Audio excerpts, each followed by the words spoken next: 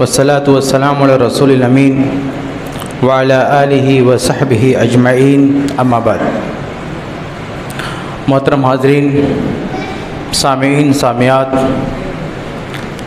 آج کی اس مجلس میں جس موضوع پر انشاءاللہ کچھ باتیں رکھنے کی کوشش ہوگی وہ ہے عظمت صحابہ۔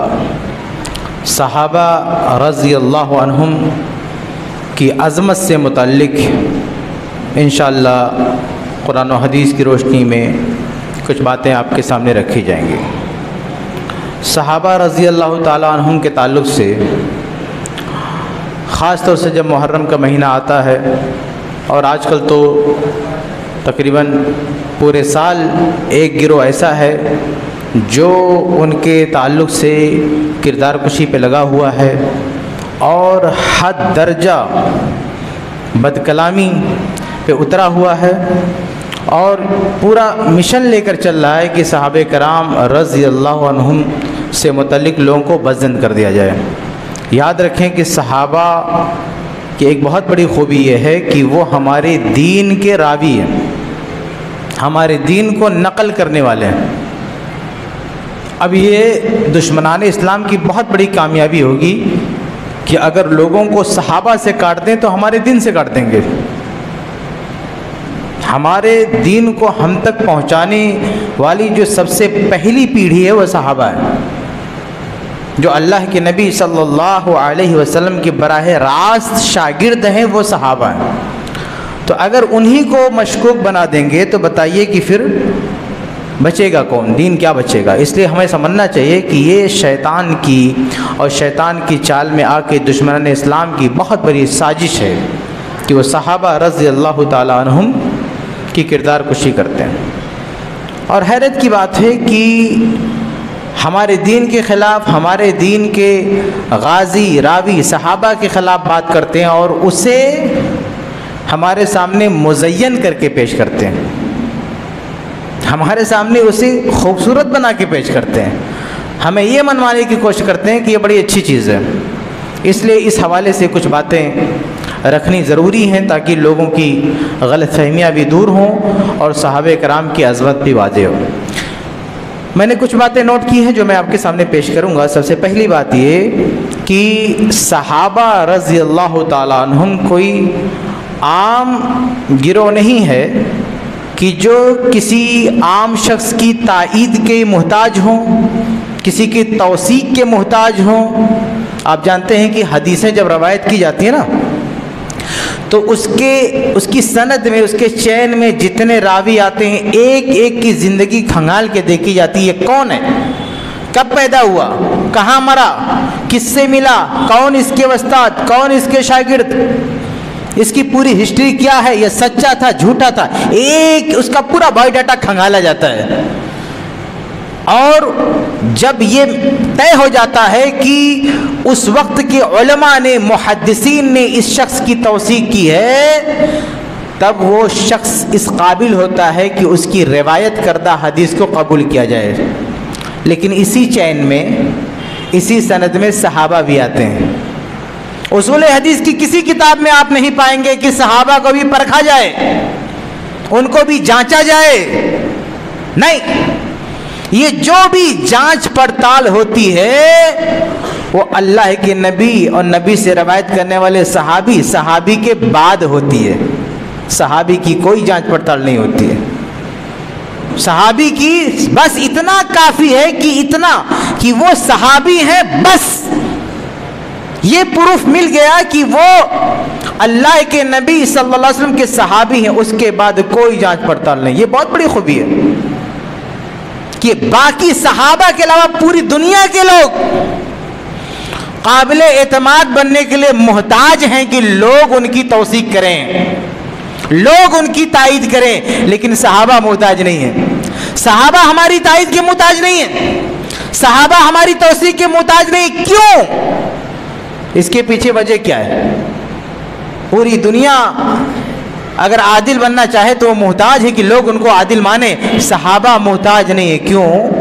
کیونکہ صحابہ کی توثیق اللہ نے کی ہے، اللہ کے رسول نے کی ہے۔ اب جس کو اللہ اس کے رسول صلی اللہ علیہ وسلم قابل اعتماد بتا دے، اب اس کے بارے میں دنیا کی کیا مجال ہے کہ وہ تحقیق کرنے آئے، تفتیش کرنے آئے؟ اور اللہ رب العالمین نے صرف ان کے ظاہری اعمال نہیں، ان کے دلوں میں کیا چل رہا ہے اس کی بھی گواہی دی تھی۔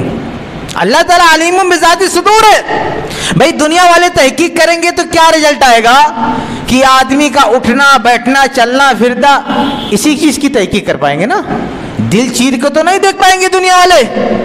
لیکن صحابہ وہ جماعت ہیں جن کے دلوں کے بارے میں اللہ نے گواہی دی کہ ان کے دل میں کیا چل رہا ہے، ان کے دل میں کیا ایمان تھا، ان کے دل میں کیا عقیدہ تھا، یہ اللہ اس کے رسول نے ان کے دلوں کا حال بتا دیا۔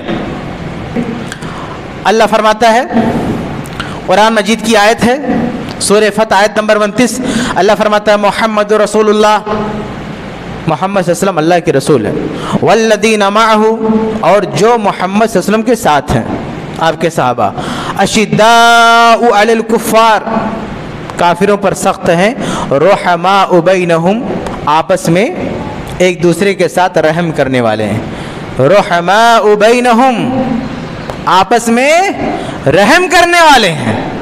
یہ کوئی معمولی بات ہے کہ صحابہ آپس میں ایک جماعت ہیں، آپس میں رحم کرنے والے ہیں، اور آج ہمارے بیچ میں ایسے مکار اور ایسے خرافاتی لوگ پائے جاتے ہیں جو یہ بتانے کی کوشش کرتے ہیں کہ صحابہ آپس میں رحم کرنے والے نہیں تھے، آپس میں ایک دوسرے سے لڑنے والے تھے، ایک دوسرے سے حسد کرنے والے تھے، معاذ اللہ، یہ ایک دوسرے کے خلاف، حتیٰ کہ یہاں تک کہتے ہیں کہ ایک دوسرے کو معاذ اللہ گالی گلوچ کرنے والے تھے۔ اور یہ قرآن کیا کہتا ہے؟ قرآن کی مانو گے کہ ان نالائکوں کی مانو گے؟ یہ قرآن کہتا ہے رحماء بینہم، آپس میں رحم کرنے والے ہیں، سخت ہیں کفار پہ، اپنوں پہ سخت نہیں ہیں۔ لیکن آج ہر گلی چوراہے پر ایسے لوگ مل جائیں گے جو یہ سبق سکھانے کی کوشش کرتے ہیں کہ صحابہ آپس میں رحم دل نہیں تھے۔ یہ قرآن کیا کہتا ہے؟ تراہم رکعا سجدا یبتغون فضلا من اللہ ورضوانا، اللہ کہتا ہے کہ ان کو آپ دیکھو گے رکوع کرتے ہوئے، سجدہ کرتے ہوئے، یعنی نماز پڑھتے ہوئے۔ کیوں نماز پڑھتے ہیں؟ کیوں رکوع کرتے ہیں؟ دنیا بھر نماز پڑھتی ہے، لیکن دنیا والے کیوں نماز پڑھتے ہیں ہمیں نہیں پتا، پتہ نہیں وہ مخلص ہے یا کسی کو دکھانے کے لیے نماز پڑھ رہے ہیں، یا اس لیے نماز پڑھنے کے لوگ ان کو نمازی کہیں، دیندار کہیں، ہمیں نہیں معلوم۔ ہاں ہم ان کی ظاہری حالات دیکھ کر ان کو نمازی مانیں گے، حسن ظن رکھیں گے کہ ہاں اچھے لوگ ہیں، لیکن دلوں کا حال تو نہیں جانتے نا۔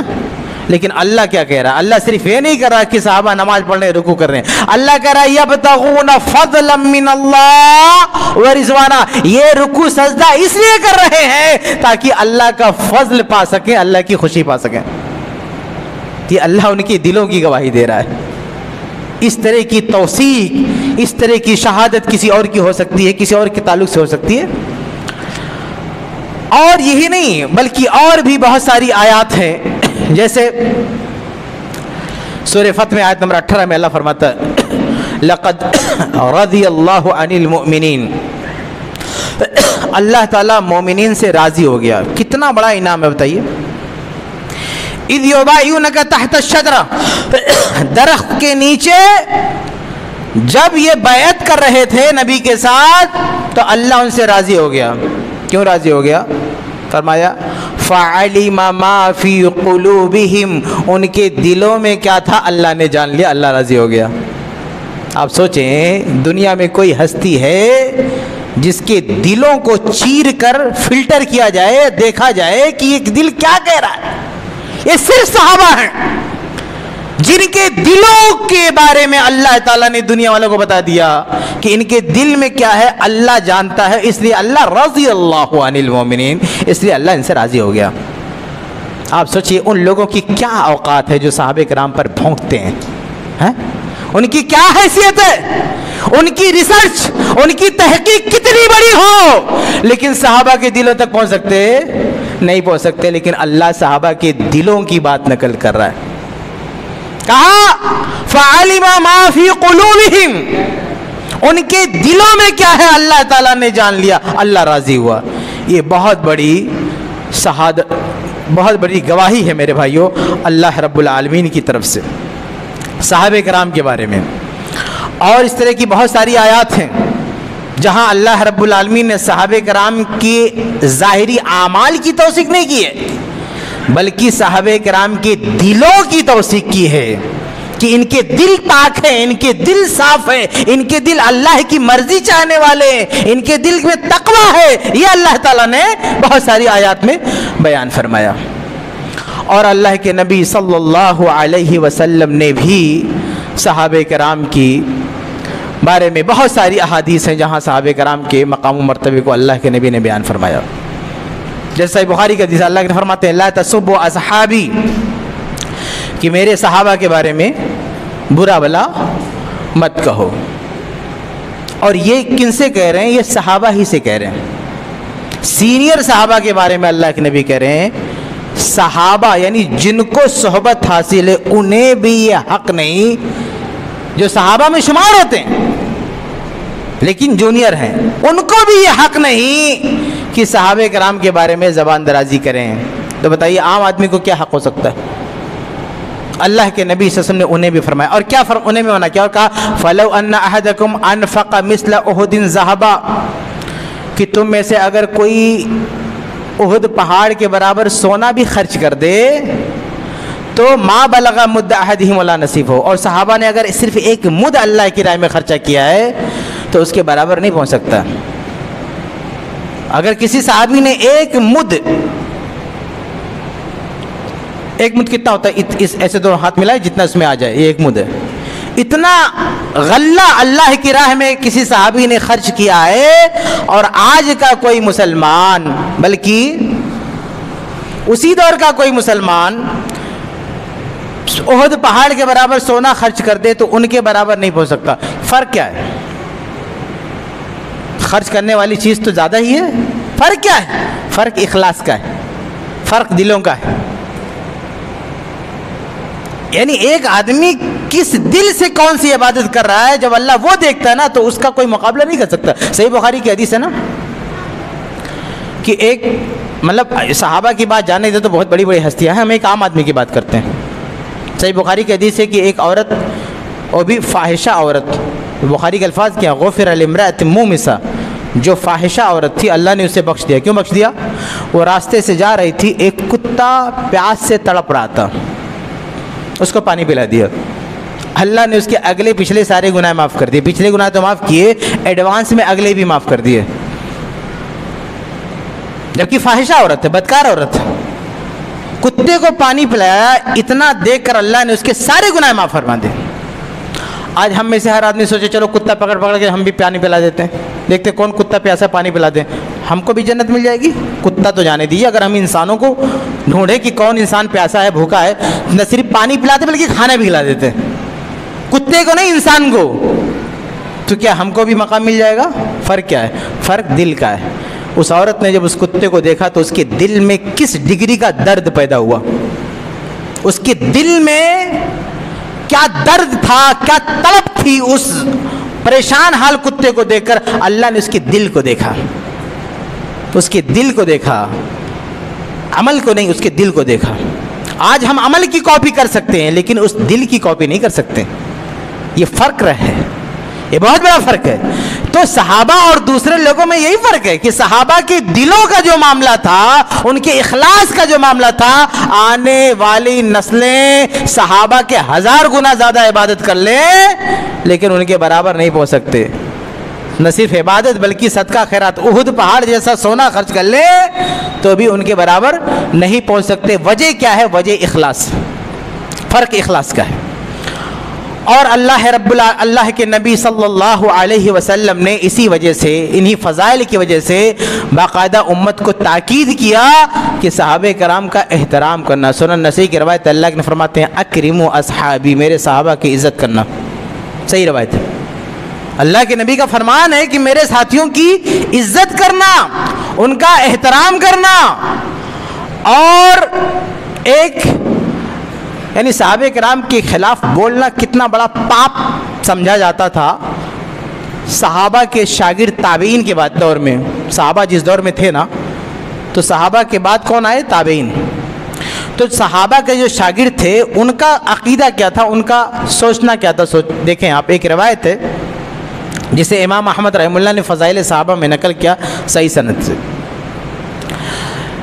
ایک تابعی ہے میمون بن مہران، وہ فرماتے ہیں کہ 3 چیزیں ایسی ہیں جن سے دور رہو. 3 چیزیں ایسی ہیں جن سے دور رہو. اس میں سب سے پہلے کیا کہا؟ سب اصحاب محمد، محمد صلی اللہ علیہ وسلم کے ساتھیوں کو برا بھلا کہنا، اس سے اپنے آپ دوری بناؤ. اور دوسرا کیا کہا؟ وَالنَّظْرُ فِي النُّجُومِ، اور جو نجومی ہوتے ہیں نا، جو ستاروں کو دیکھ کے قسمت بتاتے ہیں، یہ جادوگر لوگ، ان سے دور رہو، یہ عقیدہ تمہارا خراب کرتے ہیں. وَالنَّظْرُ فِي الْقَدَرِ، اور جو تقدیر کا انکار کرتے ہیں. آپ بتائیں یہ دونوں چیزیں عقیدے سے متعلق ہیں. کیا تقدیر کا مسئلہ عقیدے کا ہے، نجوم کا مسئلہ عقیدے کا ہے. اس میں صحابہ کرام کو شامل کیا، یہ بھی عقیدے کا مسئلہ ہے کہ صحابہ کرام کے بارے میں برا بھلا کہنے سے دور رہو. تو یہ صحابہ کرام کی عظمت ہے کہ اللہ کے نبی صلی اللہ علیہ وسلم نے منع فرمایا ہے پوری امت کو کہ صحابہ کرام کے بارے میں کوئی زبان درازی نہ کرے.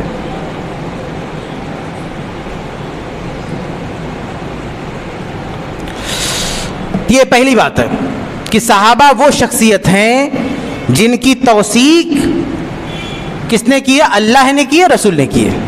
یہ دنیا میں کسی ہستی کو یہ مقام نہیں ملا کہ ان کو ان کی کردار کی گواہی اللہ اس کے رسول نے دیا ہو. یہ صحابہ ہیں جن کی کردار کی گواہی، بلکہ ان کی دلوں کی گواہی، دلوں کی پاکیزگی کی گواہی اللہ اور اس کے رسول نے دی. یہ پہلا مقام ہے صحابہ کرام کا.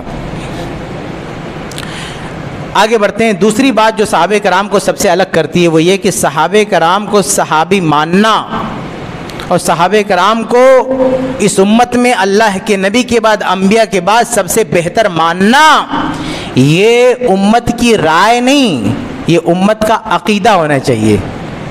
یہ ہمارا اوپینین نہیں، یہ ہمارا فیتھ ہونا چاہیے، یہ ہمارا عقیدہ ہونا چاہیے. ابھی میں نے وہ تابعی کے قول سنا ہے نا کہ انہوں نے نجوم اور تقدیر اس کے ساتھ میں صحابہ کرام کا تذکرہ کیا. یہ عقیدے کا مسئلہ ہے.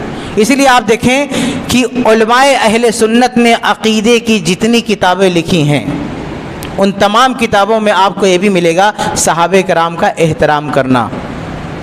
آپ کوئی بھی العقیدۃ الطحاویہ اٹھا کے دیکھ لیجئے، اصول السنہ اٹھا کے دیکھ لیجئے، امام حمیدی کی اصول السنہ دیکھ لیجئے، امام احمد رحمہ اللہ کی سنہ دیکھ لیجئے، کسی بھی بڑے سے بڑے اہل علم جنہوں نے عقیدے پہ کتابیں لکھی ہیں آپ اٹھا کے دیکھ لیجئے، ساری عقدی کتابوں میں یہ بات لکھی ہوئی ہے صحابہ کرام کا احترام کرنا، ان کی عزت کرنا.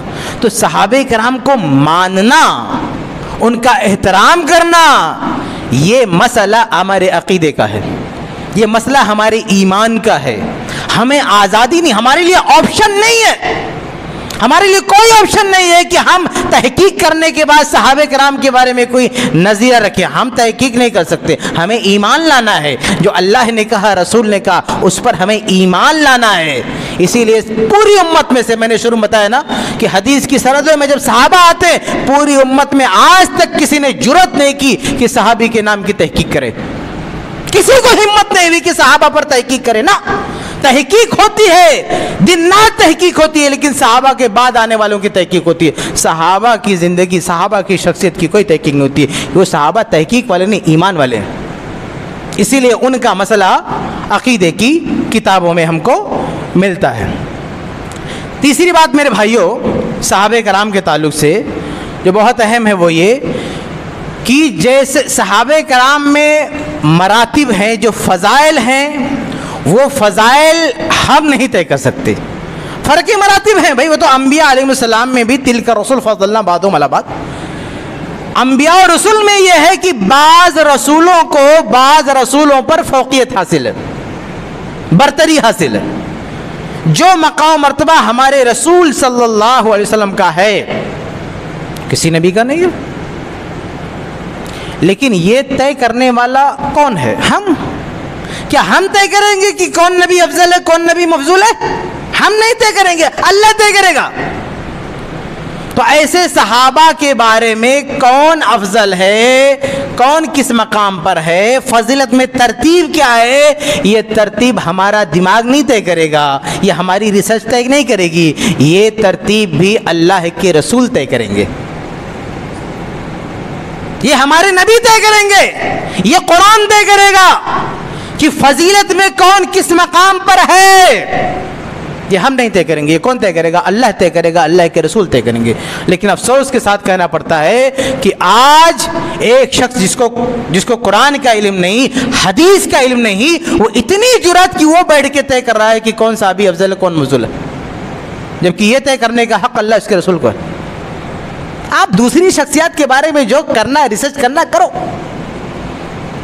لیکن صحابہ کے بارے میں ان کے جو مراتب ہیں، فضائل میں جو درجات ہیں، یہ درجات آپ کی ریسرچ سے طے نہیں ہوں گے، یہ درجات فرمان رسول سے طے ہوں گے۔ اور صحابہ کے بارے میں بے شمار حدیثیں آپ کو ملیں گی کہ اللہ کے نبی صلی اللہ علیہ وسلم کے بعد سب سے بڑا مقام و مرتبہ اگر کسی کا ہے تو کون صحابی ہے؟ ابو بکر صدیق رضی اللہ تعالیٰ عنہ، ان سے بہتر کوئی نہیں ہے۔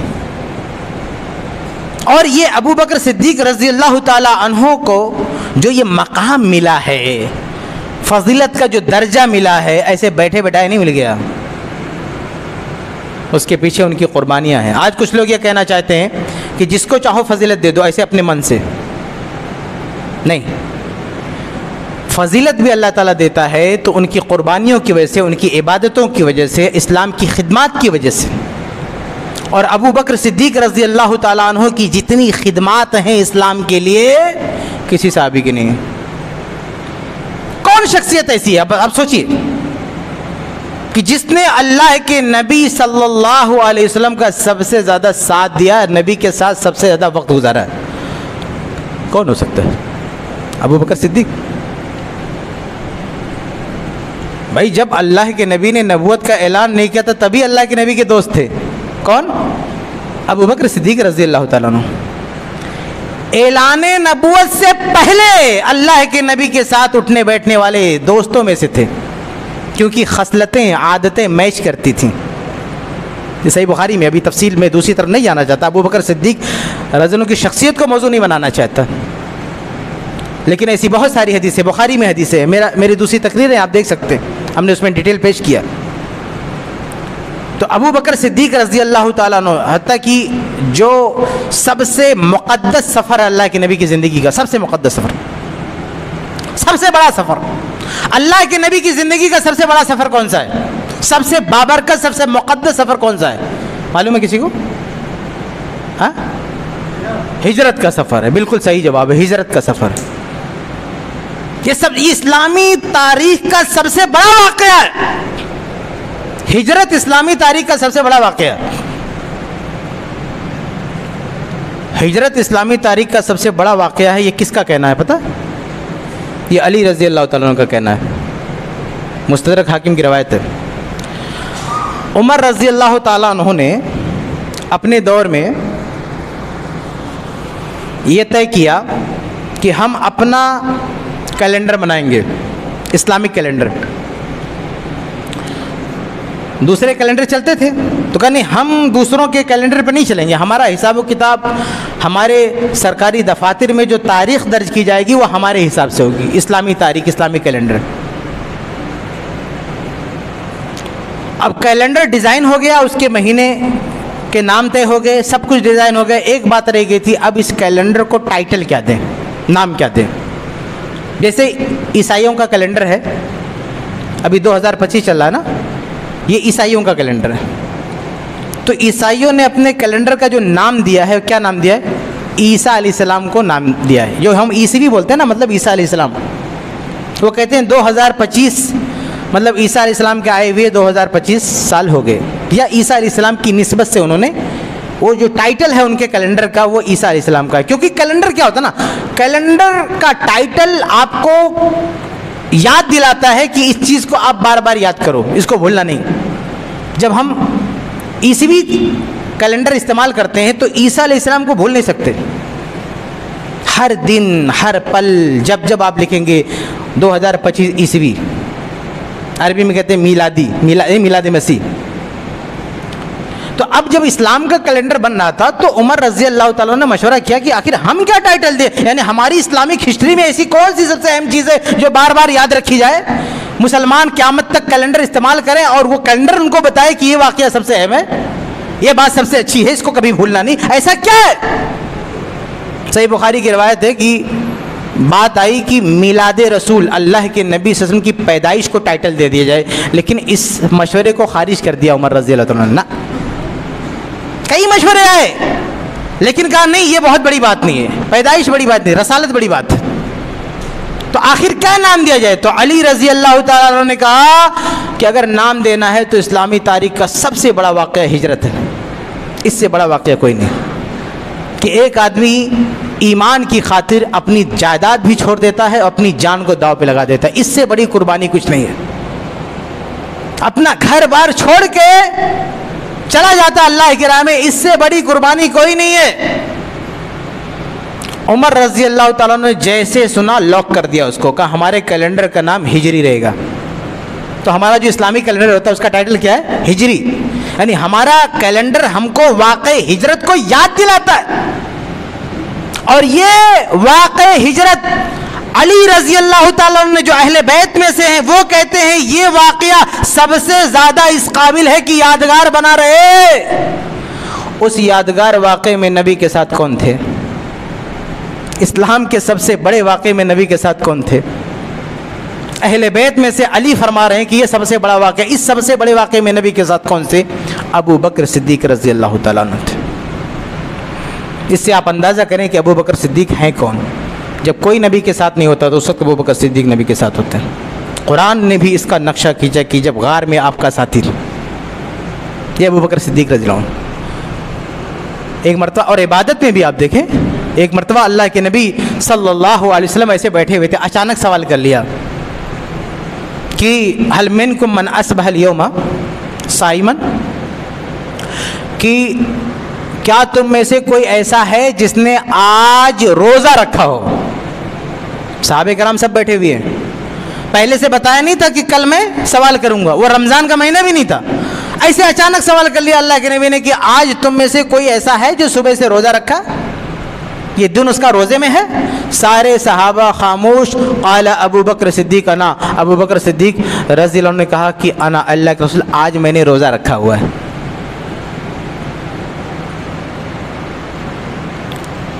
اللہ کے نبی صلی اللہ علیہ وسلم نے اگلا سوال کیا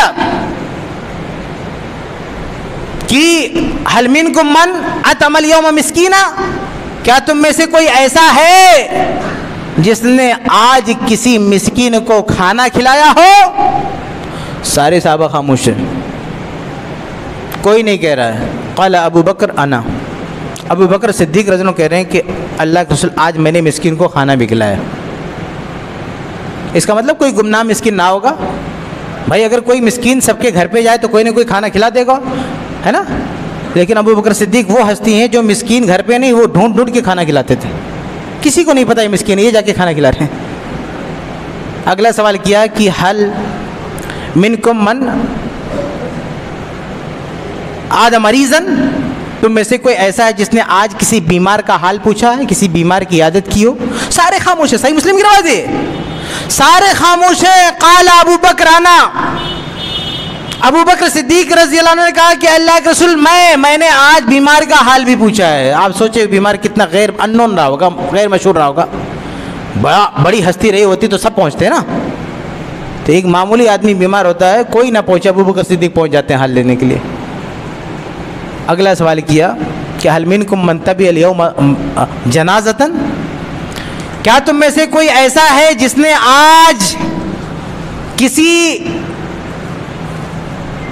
جنازے میں شرکت کی ہے، کسی جنازے میں شرکت کی، آج تم میں سے کوئی ایسا ہے؟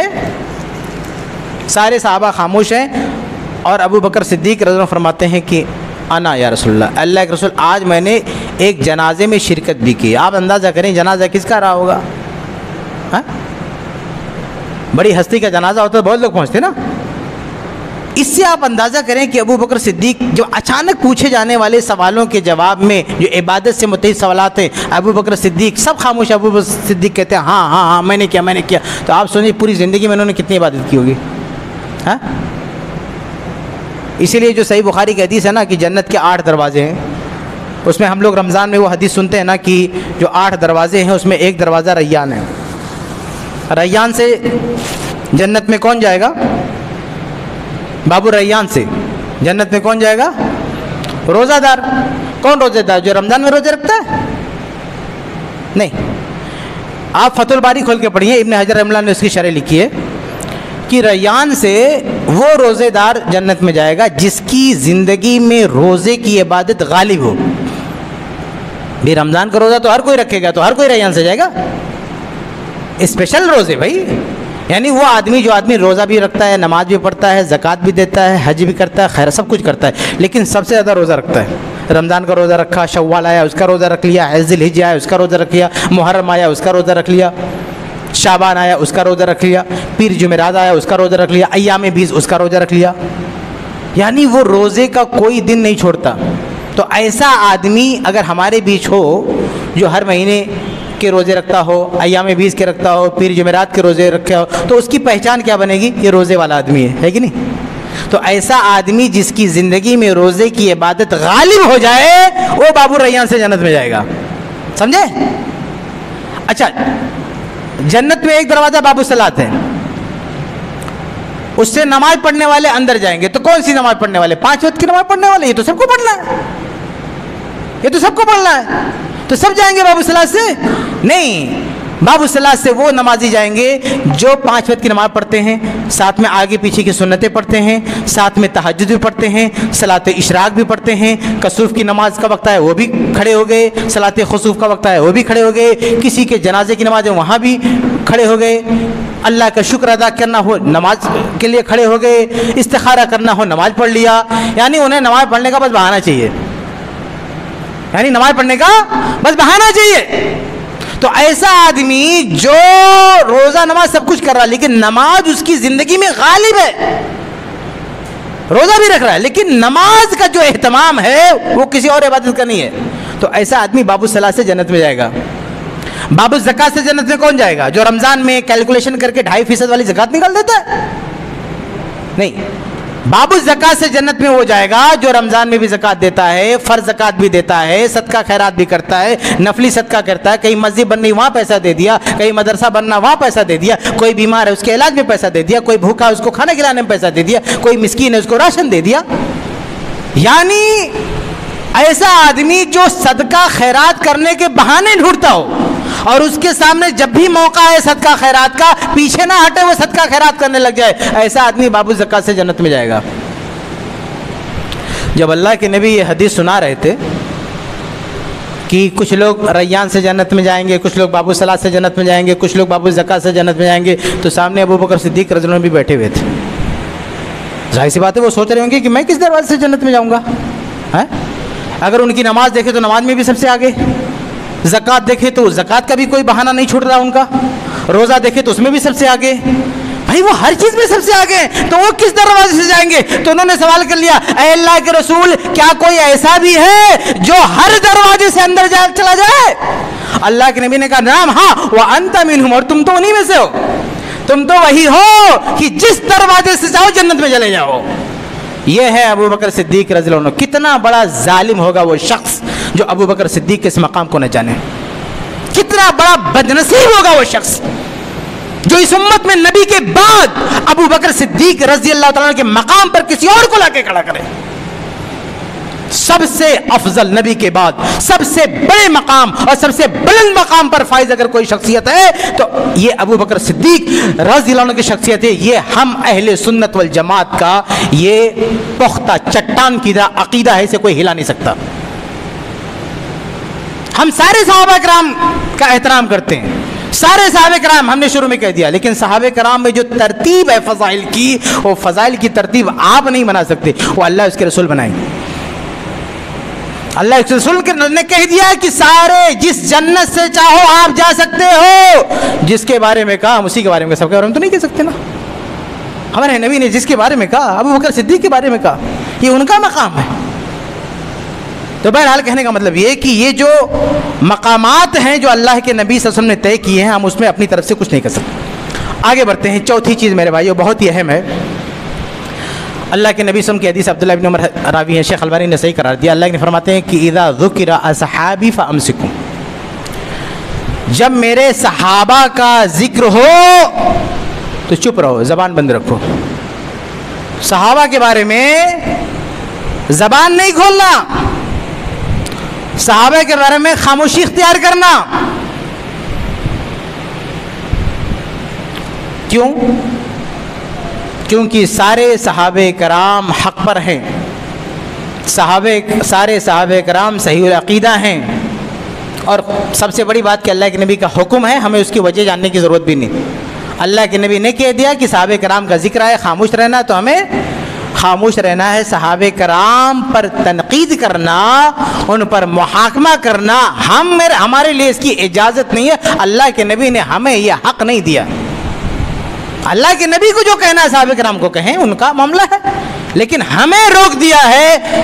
ہمارے سامنے صحابہ کرام کا ذکر ہو تو نبی کا فرمان یہ ہے کہ چپ رہو. اب میرے بھائیوں، چپ رہنے کا مطلب کیا ہے؟ بعض لوگوں نے ایک خود ساختہ طریقہ بنا لیا چپ رہنے کا. کہتے ہیں کہ چپ رہنے کا مطلب یہ ہے کہ علی اور معاویہ رضی اللہ عنہ میں جو جنگیں ہوئی، لڑائیاں ہوئی، اس میں علی حق پر تھے، امیر معاویہ کی اجتہادی غلطی تھی، اس کے بعد چپ رہو. نہیں، اس سے پہلے چپ رہو. یہ تم کون ہوتے کہنے والے کہ علی حق پر تھے، معاویہ غلطی پر تھے؟ یہ تو تم نے محاکمہ کر دیا نا، ججمنٹ دے دیا. یہ تم نے ججمنٹ دے دیا. ابن حجر رحمہ اللہ نے تہذیب میں لکھا ہے کہ پرانے زمانے میں اگر کوئی کہتا تھا کہ علی حق پر ہے، معاویہ کی غلطی ہے، تو اس کو شیعہ سمجھا جاتا تھا. یہ شیعت کا عقیدہ، اہل سنت کا عقیدہ نہیں ہے.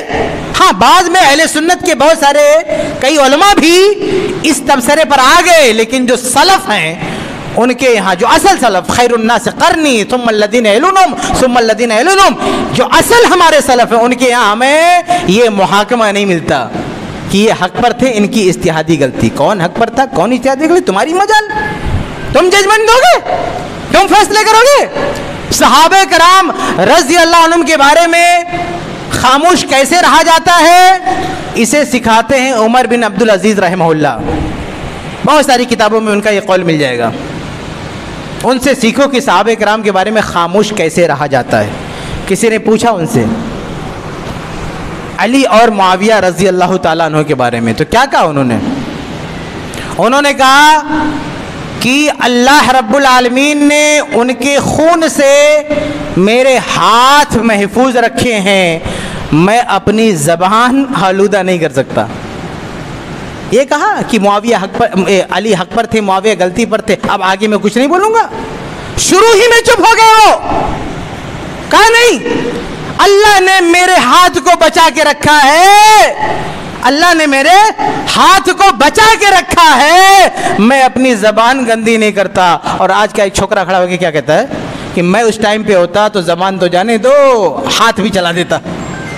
ہاں، ہاتھ بھی چلا دیتا. یہ عمر بن عبدالعزیز جس کی یہ تعریف نہیں کرتا ہے، جن کو کہتا ہے یہ چوتھے خلیفہ تھے، جن کے بارے میں کہتا ہے کہ بنو امیہ گالیاں دیتے تھے، یہ بند کرائے، ساری جھوٹی باتیں. وہ عمر بن عبدالعزیز کیا سکھاتے ہیں؟ کہتے ہیں جب اللہ نے میرے ہاتھ روک رکھے تو میں اپنی زبان آلودہ نہیں کروں گا. یہ خبیث کہتا ہے کہ میں تو ابھی زبان ہلا رہا ہوں، اس ٹائم پہ ہوتا تو تلوار بھی رکھ دیتا. سوچئے کتنا فرق ہے، کتنی بدنصیبی ہے، کس قدر یتیم ہے ایسے لوگ جو اس طرح کے تبصرے کرتے ہیں. تو صحابہ کے بارے میں خاموشی کا مطلب ہے کہ آپ محاکمہ مت کیجئے، آپ ججمنٹ مت دیجئے، اس طرح سے خاموشی اختیار کیجئے جس طرح سے عمر بن عبدالعزیز رحمہ اللہ نے سکھایا ہے کہ صحابہ کرام کے بارے میں خاموش رہا جائے. کیونکہ صحابہ کرام کا عقیدہ ایک، منہج ایک، دین ایک، سب کچھ ان کا معاملہ ایک ہے. اس لیے وہ جب ایک عقیدے پر ہیں، ایک منہج پر ہیں، تو ہمیں ان کے خلاف زبان درازی نہیں کرنا ہے. آگے بڑھتے ہیں میرے بھائیوں. صحابہ کے بارے میں عقیدہ ان کا ایک ہے، منہج ایک ہے، دین ایک ہے. ایک اور چیز ہے جس کو لوگ بہت موضوع بحث بناتے ہیں، وہ صحابہ کے بارے میں، صحابہ کے بیچ میں جو کچھ لڑائیاں ہوئی ہیں، میدان جنگ میں آئے ہیں، تو اس کو لوگ موضوع بحث بناتے ہیں، اس میں کون حق پر کون سچ، لیکن اس تعلق سے سچی بات لوگوں کے سامنے نہیں رکھتے، اس کے تعلق سے کئی سچائیاں ہیں جو لوگ نہیں جانتے۔ مثال کے طور پر سب سے بڑی سچائی یہ ہے کہ یہ جو لڑائیاں ہوئی ہیں اس میں صحابہ کرام بہت معمولی تعداد میں شریک ہوئے ہیں۔ لوگ کیا کہتے ہیں کہ ایک طرف علی تھے ایک طرف معاویہ تھے، ایسا لگ رہا سارے صحابہ دو گروپ میں بڑھ گئے تھے، سراسر جھوٹ۔ ان دونوں طرف کے افراد کو آپ ملا لو تو دونوں طرف کے ملا کر بھی صحابہ کی تعداد 30 تک نہیں پہنچتی ہے، جبکہ اس وقت صحابہ کرام کی تعداد 10,000 تھی۔ 10,000 صحابہ کرام تھے، لیکن 10,000 صحابہ کرام میں سے سارے صحابہ نے جنگ میں شرکت نہیں کی، 30 لوگوں نے بھی شرکت نہیں کی۔ تو سب سے بڑا جھوٹ اور فراڈ یہ کہ سارے صحابہ کرام کو میدان جنگ میں اتار دیا گیا، جبکہ 30 صحابہ بھی نہیں اترے۔ ابھی ایک شخص کہتا ہے نا، کہتا ہے کہ لوگوں سے کہ ایک طرف علی ہے ایک طرف معاویہ ہے، تم اس دور میں ہوتے تو کس کے ساتھ ہوتے؟ ایسے جذباتی سوال کہ ایک طرف علی ہے ایک طرف معاویہ ہے، اگر اس ٹائم پہ تم ہوتے تو کس کے ساتھ میں رہتے، کس کا ساتھ دیتے؟ اب یہ سوال نا خیانت پر مبنی ہے، یہ پوری سچائی نہیں ہے۔ پوری سچائی ہے کہ اس وقت دو گروہ نہیں، اس وقت 3 گروہ تھے۔ اس وقت کتنے گروہ تھے؟ اس وقت 3 گروہ تھے۔ ایک گروہ علی رضی اللہ عنہ کا، ایک گروہ معاویہ رضی اللہ عنہ کا، اور ایک گروہ سعد بن ابی وقاص رضی اللہ عنہ کا۔ یہ سعد بن ابی وقاص کون ہے؟ یہ عشرہ مبشرہ میں سے جنتی صحابی ہے، جن کو اللہ تعالیٰ نے جنت کی سرٹیفکیٹ دی ہے، وہ ہیں۔ آپ سوچئے کہ ایک طرف علی ہے ایک طرف معاویہ ہے ایک طرف سعد بن ابی وقاص رضی اللہ عنہم، اور آدمی کہتا ہے 2 ہی لوگ تھے، آپ کس کے ساتھ دیتے؟ تینوں بتاؤ نا کہ 3 لوگ تھے، اب تینوں کی کیفیت بھی بتاؤ۔ یہ جو علی اور معاویہ ہیں ان دونوں کے ساتھ جو صحابہ نے شرکت کی ان کی تعداد 30 بھی نہیں ہے، بلکہ جو لوگ میدان جنگ میں گئے ان میں سے بعض صحابہ دباؤ میں چلے گئے لیکن کسی چونٹی کو بھی نہیں مارا۔ جیسے علی رضی اللہ عنہ کی طرف سے حسن ان کے بیٹے گئے، کسی کو نہیں مارا، وہ تو منع کر رہے تھے کہ لڑائی نہیں لڑنی چاہیے، لیکن ابا گئے تو ساتھ میں چلے گئے، کسی کو مارا نہیں۔ اس طرف سے معاویہ کے ساتھ عمرو بن عاص رضی اللہ تعالیٰ عنہ تھے، ان کے بیٹے بھی آ گئے اپنے ابا کا ساتھ میں، لیکن کہتے ہیں کہ میں گیا تو تھا لیکن میں نے کسی کو مارا نہیں۔ آپ سوچیں، ایک تو 30 لوگ بھی نہیں گئے تھے اور دوسرا جو گئے بھی تھے وہ بھی لڑائی سے دور رہے۔ اور یہ جو تیسرا گروہ ہے سعد بن ابی وقاص رضی اللہ عنہ کا، یہ وہ گروہ ہے جس میں باقی تمام صحابہ ہیں، جو 10,000 صحابہ کرام کی تعداد سب ان کے ساتھ میں، سب کے سب ان کے ساتھ میں۔ ان کا کہنا یہ ہے کہ آپس کی لڑائی میں ہم اس میں شامل نہیں ہوں گے، ہم مسلمانوں کا خون بہانے میں اپنا کردار نہیں نبھائیں گے، ہم الگ رہیں گے۔ یہ 3 گروہ تھے، 2 نہیں 3 گروہ تھے۔ اگر سوال کرنا ہے تو اس طرح سوال کرو نا کہ یہ 3 تھے، تم ہوتے تو کس کے ساتھ میں ہوتے؟ اچھا، یہ تیسرا گروہ ہے، آپ دیکھیں اس تیسرے گروہ کی اور یہ جو باقی 2 گروہ ہیں دونوں میں فرق کیا ہے؟ کئی لحاظ سے آپ دیکھیں گے فرق۔ ایک تو کسی بھی گروہ میں اگر علماء کی تعداد بہت زیادہ ہو تو کہتے ہیں علماء فتنوں کو بہتر سمجھتے ہیں۔ ان تینوں گروہوں میں آپ دیکھیں گے گھوم کے تو صحابہ کرام کے جو بڑے بڑے علماء، اہل علم، احادیث کے راوی، وہ سب سعد بن ابی وقاص کے ساتھ ہیں۔ عبداللہ ابن عمر بہت بڑے عالم، بہت بڑے محدث، بہت بڑے مفتی، کس کے ساتھ میں؟ سعد بن ابی وقاص کے ساتھ میں۔ انس بن مالک رضی اللہ تعالیٰ عنہ کس کے ساتھ میں؟ خادم رسول، 10 سال تک نبی کی خدمت کیا، 10 سال تک نبی کے گھر والوں کی خدمت کیا، کس کے ساتھ میں ہے؟ سعد بن ابی وقاص کے ساتھ میں۔ احادیث کے سب سے بڑے ذخیرے کو روایت کرنے والے ابو ہریرہ رضی اللہ تعالیٰ عنہ کس کے ساتھ ہے؟ سعد بن ابی وقاص کے ساتھ ہے۔ ابو سعید الخدری رضی اللہ تعالیٰ عنہ کس کے ساتھ ہے؟ بہت بڑے حدیثوں کے راوی، سعد بن ابی وقاص رضی اللہ عنہ کے ساتھ میں ہے۔ اہل بیت کے ایک بہت بڑے فرزند، اہل بیت کے ایک بہت بڑے فرد اسامہ بن زید رضی اللہ تعالیٰ عنہ، جن کی حدیث صحیح بخاری میں ہے کہ اللہ کے نبی ایک طرف ایک بازو میں حسن کو اٹھاتے اور ایک بازو میں اسامہ بن زید کو، اور کہتے ہیں اللہ میں ان دونوں سے محبت کرتا ہوں، تو بھی ان سے محبت کر۔ وہ اسامہ بن زید سعد بن وقاص کے ساتھ کھڑے ہیں جو علی کے رشتہ دار ہیں، ان کے ساتھ کھڑے ہیں۔ اور صرف یہ بات نہیں ہے کہ جو بڑے بڑے علماء ہیں ان کے ساتھ کھڑے ہیں، دونوں سے الگ کھڑے ہیں، بات یہ ہے کہ دلیلیں بھی دی جا رہی ہیں۔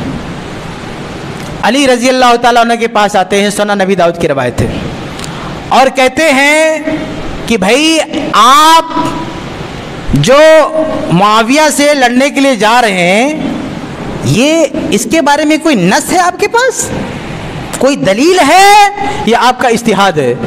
علی فرماتے ہیں میری رائے ہے، میرے پاس کوئی دلیل نہیں ہے، میری رائے، مجھے لگتا ہے ایسا کرنا چاہیے۔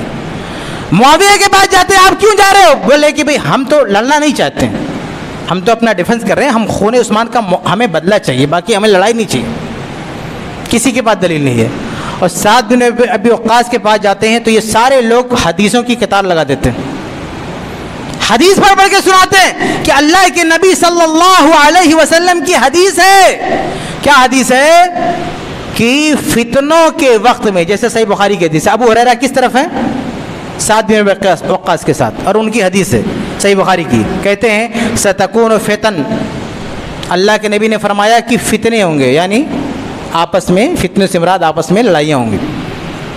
فرمایا القائد فیہا خیر من القائم، کہا ایسے فتنے کے وقت جو بیٹھا ہوگا وہ کھڑے ہونے والے سے افضل ہے، اور کہا کہ والقائم فیہا خیر من الماشی، جو کھڑا ہے وہ چلنے والے سے بہتر ہے، والماشی فیہا خیر من السائی، اور جو چلنے والا ہے وہ دوڑنے والے سے بہتر ہے۔ اور اللہ کے نبی صلی اللہ علیہ وسلم فرمایا کہ وَمَن یشرف لہا تشترفہ، اور جو اس فتنے کی طرف لپکے گا فتنہ اسے اچک لے گا۔ اور فرمایا وَن وجد ملجان او معاذن فلیعوذ بہ، اور اگر کوئی ان فتنوں سے بچنے کی کوئی پناہ، کوئی سہارا مل جائے تو بچ جائے، لیکن ان فتنوں کے قریب نہ جائے۔ اللہ کے نبی منع فرما رہے ہیں۔ تو یہ جو صحابہ دونوں سے الگ ہے نا، اپنے علیحدگی کی دلیل دے رہے ہیں کہ ہمارے نبی نے کہا تھا فتنوں میں شامل مت ہونا۔ اسی لیے ابن تیمیہ رحمہ اللہ نے منہاج السنہ میں کیا لکھا ہے؟ کہا والذین رأوا احادیث القعود فی الفتنہ، کہ جن صحابہ نے فتنے کے وقت، آپسی لڑائی کے وقت بیٹھے رہنے کی، گھروں میں رکے رہنے کی حدیثیں روایت کی ہیں، جیسے سعد بن وقاص، محمد بن مسلمہ، اسامہ بن زید، لم یقاتلوا لا مع علی ولا مع معاویہ، کہا یہ سارے لوگ جنہوں نے نبی کا فرمان نقل کیا کہ جب آپس کی لڑائی ہو تو گھروں میں بیٹھے رہنا، لڑائی کا ساتھ نہیں دینا، یہ ساری حدیثیں روایت کرنے والے سارے صحابہ نہ علی کے ساتھ تھے نہ معاویہ کے ساتھ تھے۔ کیوں؟ کیونکہ ان کے ہاتھ میں دلیل تھی کہ ہمیں لڑائی میں ساتھ نہیں دینا ہے۔ اور محمد بن مسلمہ رضی اللہ تعالیٰ عنہ، محمد بن مسلمہ رضی اللہ عنہ کی باقاعدہ حدیث ہے کہ وہ کہا کرتے تھے لڑائی کے وقت الگ رہتے تھے، ان کے کسی کا ساتھ نہیں دیتے تھے، اور باقاعدہ وہ کہتے تھے کہ اللہ کے نبی صلی اللہ علیہ وسلم نے فرمایا ہے کہ جب فتنہ ہوگا، لڑائی ہوگی آپس میں، تو تمہیں کیا کرنا ہے؟ تمہیں اس لڑائی سے الگ رہنا ہے، اور یہاں تک کہا کہ تمہاری جو تلوار ہوگی اس تلوار کو پتھر پہ رکھ کے توڑ دینا، تاکہ کہیں دوبارہ دل میں کوئی وسوسہ نہ آئے کہ چلو لڑنے چلتے ہیں۔ اپنا ہتھیار ضائع کر دینا،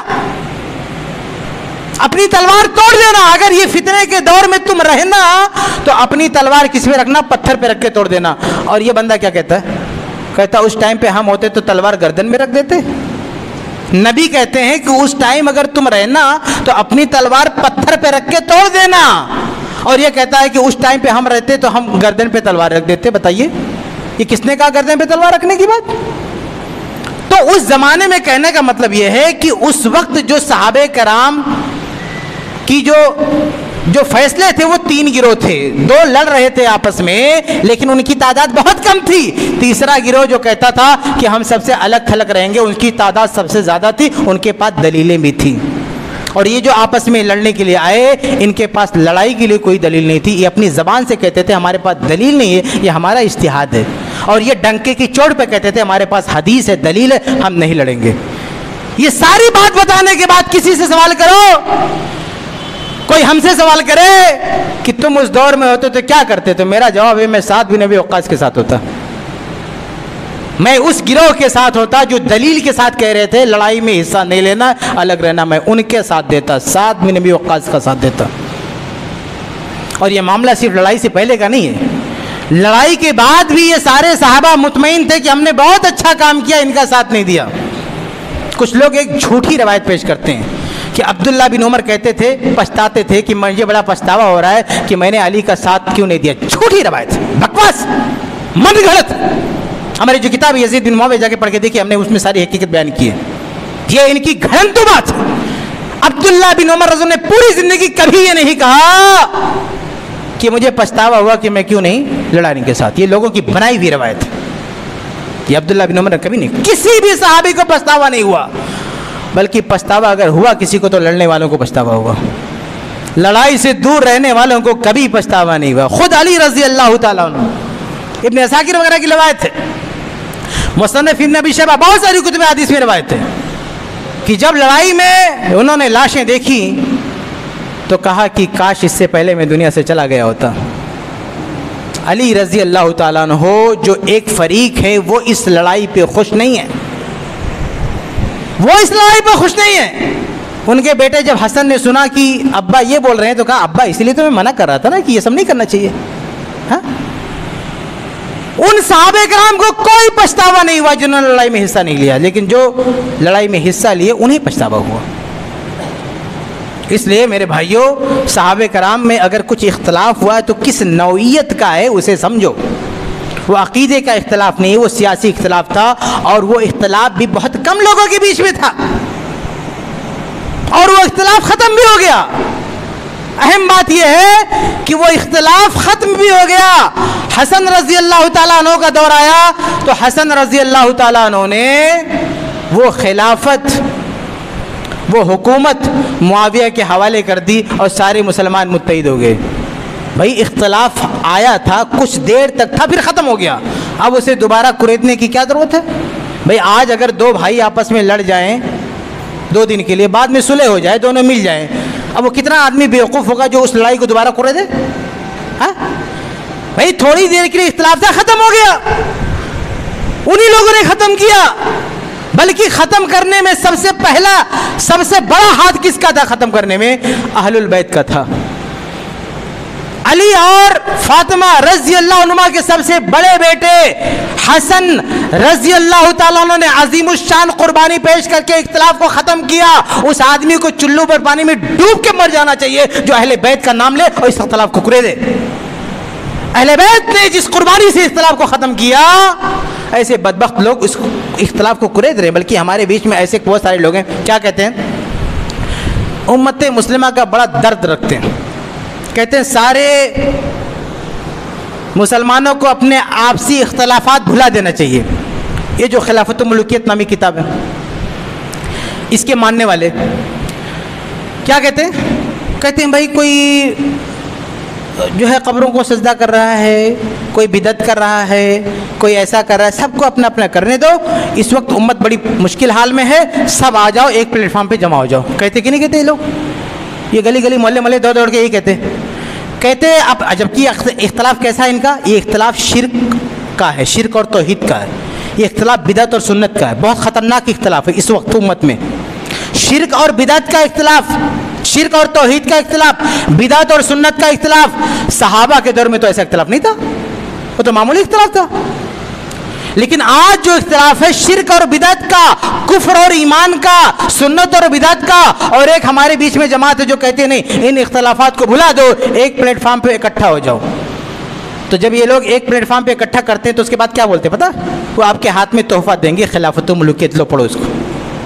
یعنی ہم اپنے عقیدے والے اختلاف، شرک و کفر والے اختلاف کو بھلا دیں، سنت و بدعت کے اختلاف کو بھلا دیں، اور صحابہ کا جو اختلاف شرک و بدعت کا نہیں تھا، جو کفر کا نہیں تھا، جو ایک پولیٹیکل اختلاف تھا، اور وہ بھی ختم ہو گیا، ہم اپنے اختلاف بھلا کے صحابہ کے اختلاف پہ بات کریں، شرم نہیں آتی؟ کتنے بڑے دقیانوس ہیں لوگ، ہم لوگوں کو کیسے الو بنا رہے کہ تم اپنے سارے اختلافات ختم کر دو، ختم کرنے کے بعد کیا بولتے ہیں؟ اب چلو صحابہ کے اختلاف پہ بات کرتے ہیں۔ یہ پاگل پنتی نہیں تو کیا ہے کہ ہم اپنے اختلافات کو ختم کر کے کوئی ترقی نہیں دے رہے قوم کو، اپنے اختلافات ختم کر کے خلافت و ملک کی کتاب بانٹ رہے ہیں۔ یہ لو پڑھو، صحابہ کرام میں اختلاف ہوا تھا، یہ ہوا تھا، جو اختلاف معمولی تھا وہ بھی ختم ہو گیا، اور تمہارا اختلاف معمولی نہیں، خطرناک ہے اور کنٹینیو ہے، اس پر بحث نہیں کرنی۔ یہ جو شرک اور کفر کا اختلاف ہے اس پر بحث نہیں کرنا، جو کنٹینیو ہے، اور صحابہ کے اختلاف جو شرک و کفر میں پولیٹیکل تھا اور عارضی تھا جو ختم ہو گیا، اسے پھر سے کریدنا، اس سے بڑا پاگل آدمی کون ہو سکتا ہے؟ سوچے ہو۔ تو یہ میرے بھائیوں صحابہ کرام کے اختلاف کا حوالہ دے کے جو فتنے برپا کیے جاتے ہیں، ہمیں سمجھنا چاہیے کہ وہ اختلاف کس نوعیت کا تھا، اس اختلاف میں کتنے لوگ شریک تھے، اور وہ اختلاف کب تک تھا، وہ اختلاف کب تک تھا اور کب وہ ختم ہوا۔ صحیح بخاری کے ایک حدیث ہے، حدیث عمار، میرا ایک پورا لیکچر ہے یوٹیوب پہ، جا کے آپ دیکھ لیں تفصیل سے، یہاں وقت نہیں کہ میں اس کو پورا واضح کروں، میرے آفیشیل چینل پہ آپ کو یہ پوری کلپ ملے گی، پورا لیکچر ملے گا۔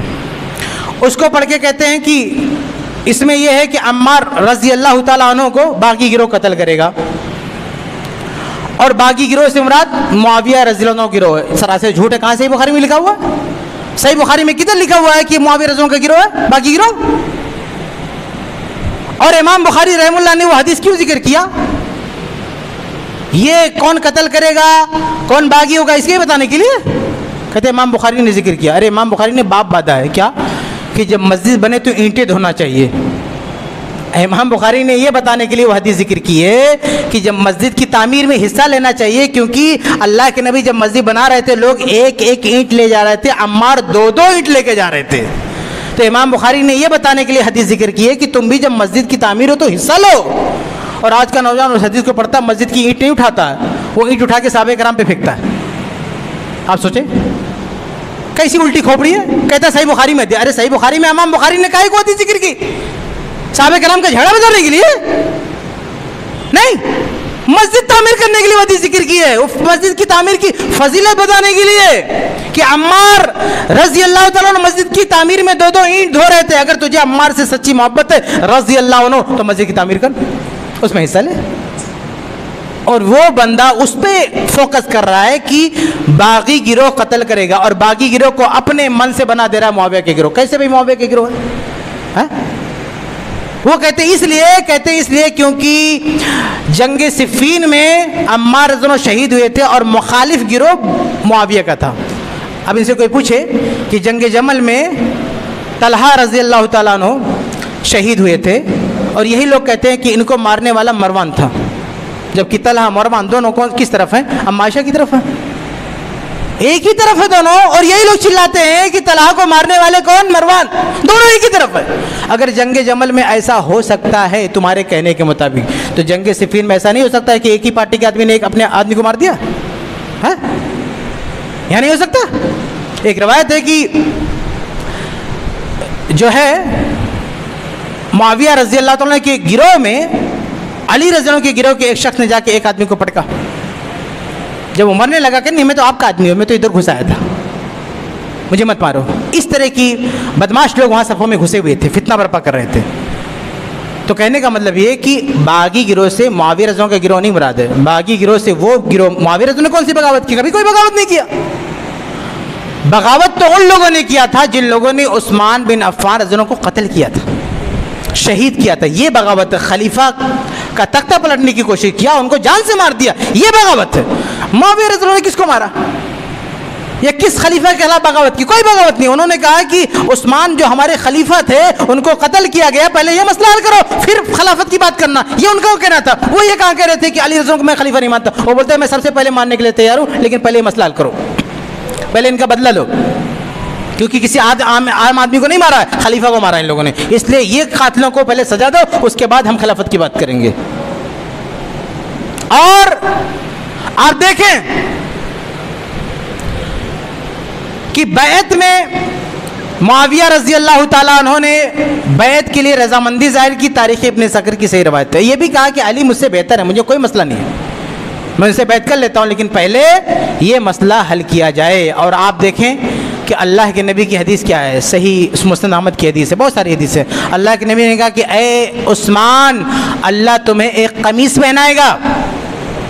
لوگ اراد المنافقون فإن اراد المنافقون علی خلی, اگر منافقین اس قمیص کو اتروانا چاہیں اتارنا مت.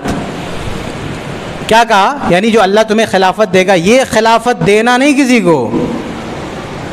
اور حسن کے بارے میں کیا کہا؟ صحیح بخاری کی روایت ہے, ان ابنی ھذا سعید, میرا یہ بیٹا سردار ہے, 2 گروہ مسلمانوں کے 2 گروہ کو اکٹھا کر دے گا. اور اکٹھا کیسے دیا؟ خلافت دے کر اکٹھا کیا. اپنے نواسے اپنے بیٹے حسن کے بارے میں کہہ رہے ہیں کہ یہ خلافت دے دے تو تعریف کر رہے ہیں, اور عثمان کو کہہ رہے ہیں خلافت دینا مت. مطلب کیا ہے؟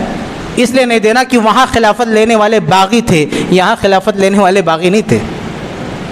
اس لیے فرق ہم کو دکھتا ہے حدیثوں میں. عثمان بن عفان کے بارے میں کہا خلافت نہیں دینا, کیونکہ باغیوں کے ہاتھ میں خلافت نہیں سونپی جا سکتی. لیکن حسن نے خلافت سونپ دی, نبی تعریف کر رہے ہیں. مطلب جن کو سونپی جا رہی وہ باغی کبھی نہیں ہو سکتے. اس لیے اس اختلاف کی نوعیت کیا ہے وہ ہم کو سمجھنا چاہیے. کتنا ٹائم ابھی ہمارے پاس؟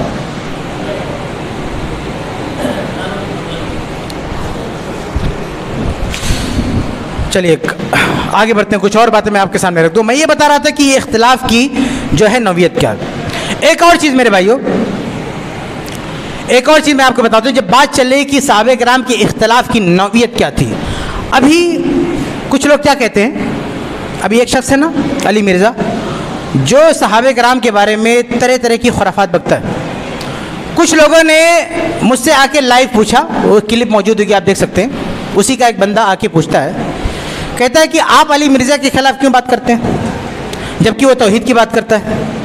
آپ کو دوسرے مسائل میں اختلاف ہو سکتا ہے, لیکن چونکہ وہ توحید کی بات کرتا ہے اس لیے اس پر کوئی ٹپنی نہیں کرنا چاہیے. تو میرا جواب بھی آپ سن سکتے ہیں, یوٹیوب پر ہے. میں نے کہا کہ سب سے زیادہ توحید کی بات کرنے والے صحابہ کرام تھے, یہ علی مرزا ان کے بارے میں کیوں بکواس کرتا ہے؟ ہاں, صحابہ سے بہتر کوئی جماعت ہے توحید کی بات کرنے والی؟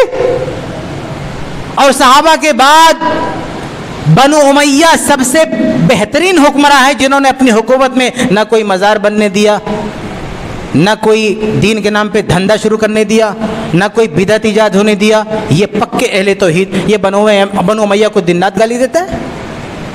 تو یہ بندہ اہل توحید کے خلاف دکان کھول کے بیٹھا ہوا ہے, اور تم کہتے ہو کہ اس پر بات نہ کی جائے. آپ سوچیں, لوگ کہتے ہیں ہمدردی کرو کیونکہ توحید کی بات کرتا ہے. وہ توحید کی بات کرنے والے صحابہ کرام کے ساتھ ہمدردی کرتا ہے؟ سب ہر طرح کا کوڑ کباڑ جو تاریخ میں بھرا ہوا ہے اسے بخاری مسلم کے نام پہ سب کو پروس رہا ہے. یعنی جھوٹی باتیں, اور نام کس کا کہ یہ صحیح بخاری میں ہے, صحیح مسلم میں. صحیح بخاری اور صحیح مسلم میں اپنی باتیں صحیح بخاری صحیح مسلم کے نام پر پیش کر رہا ہے. بخاری میں کی حدیث پڑھے گا لیکن اس کے اندر گھسا دے گا اپنا مفہوم, اپنی میننگ اس کے اندر ڈال دے گا. یہ صحیح بخاری صحیح مسلم میں باتیں نہیں ہوتی ہیں. اور صحیح بخاری صحیح مسلم کی جو حدیثیں واقعی حدیثیں ہوتی ہیں, بہت ساری حدیثیں, اسے کبھی بیان نہیں کرتا. جیسے اسامہ بن زید جو اہل بیت میں سے تھے, اہل بیت میں سے تھے, لڑائی ختم ہو گئی, جنگ جمل ختم ہو گئی, جنگ صفین ختم ہو گئی, اور جنگ صفین ختم ہونے کے بعد صحیح بخاری کی روایت ہے کہ اسامہ بن زید اپنے ایک آدمی کو علی کے پاس بھیجتے ہیں. علی رضی اللہ عنہ پوچھتے ہیں کہ بھئی آپ تو ہمارے اپنے آدمی تھے, لڑائی کے وقت آپ نے ہمارا ساتھ کیوں نہیں دیا؟ تو کہتے ہیں لو کنت فی شدق الاسد, اے علی اگر آپ شیر کے جبڑے میں ہو وہاں میں آپ کا ساتھ دینے کے لیے, آپ کے بچاؤ کے لیے آ جاؤں گا, لیکن جو یہ مسلمانوں کا آپس میں لڑنا ہے اس میں آپ کے ساتھ کھڑا نہیں ہو سکتا. یہ صحیح بخاری میں. یہ اسامہ بن زید جو اہل بیت میں سے, جن کو اللہ کے نبی نے اپنی گود میں لے کر کہا تھا میں ان سے محبت کرتا ہوں, اللہ تو محبت کر, وہ کہتے ہیں میں لڑائی میں آپ کا ساتھ نہیں دے سکتا. یہ حدیث کبھی پڑھ کے سناتے ہیں صحیح بخاری میں؟ ایسی بہت ساری حدیثیں بخاری مسلم میں ہیں جو صحابہ کرام کے بارے میں جو اس وقت اختلافات تھے ان کا صحیح رخ پیش کرتی ہے، لیکن اسے یہ لوگ کبھی نہیں بیان کرتے۔ اچھا آگے بڑھتے ہیں، جو ہے وقت ختم ہو رہا ہے۔ ایک چیز کی وضاحت بہت ضروری ہے میرے بھائیوں، کچھ لوگ اہل حدیث پہ الزام لگاتے ہیں کہ یہ لوگ اہل بیت کو نہیں مانتے، صحابہ میں اہل بیت بھی ہیں۔ میرے بھائیوں، اہل بیت کو جتنا اہل حدیث مانتے ہیں، اہل بیت کی جس قدر فضیلت اہل حدیث بیان کرتے ہیں، دنیا میں کوئی بھی اہل بیت کو اس طرح ماننے والا نہیں ہے۔ یہ اہل تشیع جو یہ دعویٰ کرتے ہیں کہ ہم اہل حدیث کو، اہل بیت کو بہت زیادہ مانتے ہیں، اہل حدیث اور ان میں فرق کیا ہے یہ بتا کے میں بات ختم کرتا ہوں۔ سب سے پہلا فرق یہ ہے کہ اہل حدیث میں اہل بیت کی تمام افراد شامل ہیں۔ ان لوگوں نے اہل بیت میں بٹوارا کر دیا، کئی افراد کو اہل بیت کی لسٹ نکال کے باہر کر دیا۔ اہل حدیث نے کسی کو اہل بیت سے باہر نہیں کیا۔ اہل بیت میں سب سے پہلے اللہ کے نبی صلی اللہ علیہ وسلم کی بیویاں آتی ہیں، اہل حدیث نے ان کو باہر نکالا؟ نہیں نکالا۔ اہل بیت میں آل حارث آتے ہیں، اہل حدیث نے باہر نکالا؟ نہیں نکالا۔ اہل بیت میں آپ صلی اللہ علیہ وسلم کے غلام آتے ہیں، اہل حدیث نے باہر نکالا؟ نہیں نکالا۔ اہل بیت میں نسب والے بھی آتے ہیں، اللہ کے نبی صلی اللہ علیہ وسلم نے جن لوگوں کو وہ سارے لوگ اہل بیت میں آتے ہیں۔ اہل حدیث ان سب کو اہل بیت مانتے ہیں، لیکن یہ اہل تشیع یہ ازواج مطہرات کو اہل بیت نہیں مانتے۔ اللہ کے نبی نے جن لوگوں کو کہا ہے ان میں سے کئی لوگوں کو نکال کے باہر کر دیتے ہیں، اہل بیت میں سے نہیں۔ یہ پہلا فرق ہے۔ دوسرا فرق کیا ہے کہ اہل حدیث اہل بیت کی تمام فضائل، ان کی تمام قربانیوں کو، ان کی تمام خدمات کو سراہتے ہیں، مانتے ہیں۔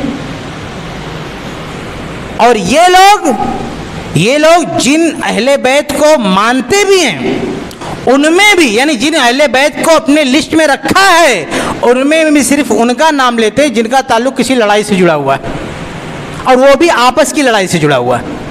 علی کا نام لیں گے جنگ جمل اور جنگ صفین سے جوڑ کر، حسین رضی اللہ عنہ کا نام لیں گے کربلا سے جوڑ کر، باقی ان کو کوئی یاد نہیں آتا۔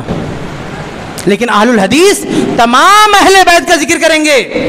خاص طور سے دیکھیں علی اور فاطمہ رضی اللہ عنہما کے جو سب سے سینئر، سب سے بڑے بیٹے ہیں حسن، یہ لوگ کبھی حسن کا گن نہیں گائیں گے، یہ لوگ کبھی بھی حسن رضی اللہ کا ذکر نہیں کریں گے۔ اہل الحدیث الحمدللہ حسن رضی اللہ کی عزت کرتے، ان کا احترام کرتے، سینئر اہل بیت میں سب سے بڑے ہیں۔ انہوں نے اتنا بڑا کارنامہ انجام دیا کہ امت کے اختلاف کو ختم کر دیا۔ یہ لوگ کبھی نہیں سناتے، بلکہ ان پر جھوٹا الزام لگاتے، دب کے سلے کیا، یہ تھا وہ تھا، کچھ نہیں۔ وہ ڈنکے کی چوٹ پر طاقتور تھے، پاورفل تھے، لڑتے تو معاویہ کو ہرا بھی سکتے تھے، لیکن انہوں نے امت کا خون بچانے کے لیے سلح کیا، ڈر کے مارے سلح نہیں کیا۔ یہ تمہاری زبان کاٹ لینے چاہیے، حسن رضی اللہ کے بارے میں اس طرح کی بات کرتے ہو؟ ہاں، ایک بیٹے کے بارے میں کہتے ہو کہ پوری خلافت سے جا کے لڑ گیا، اور دوسرے بیٹے کو بزدل بناتے ہو، شرم نہیں آتی؟ یہ اہل بیت سے تم محبت کرتے ہو؟